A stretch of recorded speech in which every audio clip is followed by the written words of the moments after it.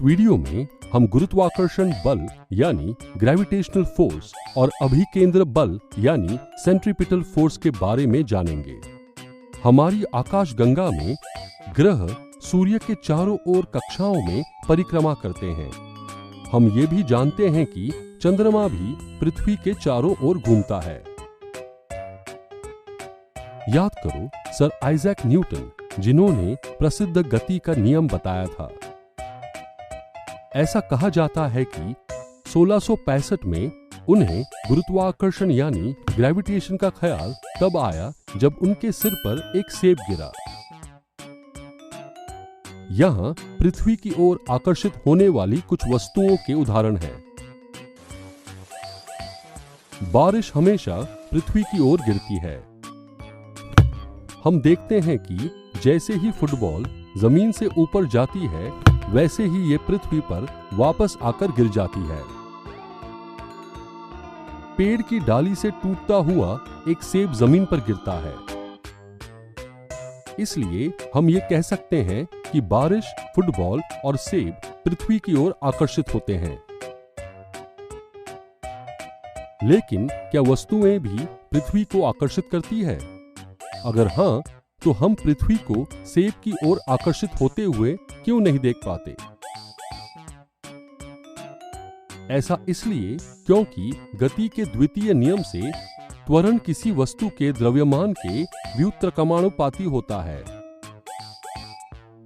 पृथ्वी की तुलना में सेब का द्रव्यमान नगण्य है।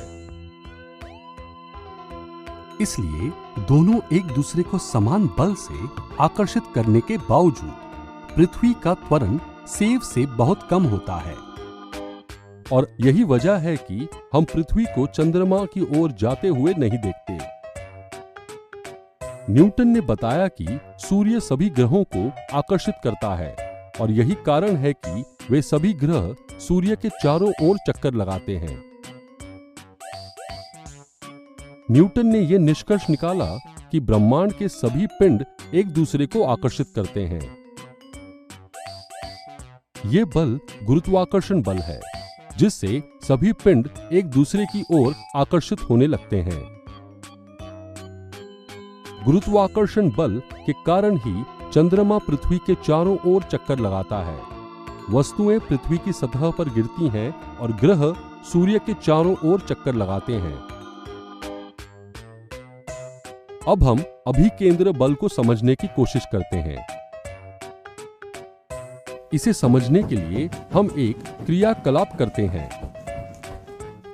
एक धागे का टुकड़ा लो और इसके एक किनारे पर एक छोटा पत्थर बांध लो। इसके दूसरे सिरे को पकड़ो और इसे क्षैतिज वृत्त में घुमाओ। पत्थर की गति को ध्यान से देखो।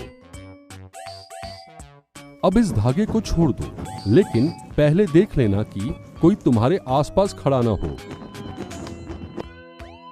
तुम्हें क्या लगता है, क्या होगा जब तुम धागे को छोड़ोगे? अब समझते हैं कि क्या हुआ। धागा छोड़ने से पहले पत्थर एक वृत्ताकार पथ पर एक निश्चित चाल से घूमता है और हर बिंदु पर पत्थर अपनी दिशा बदलता है।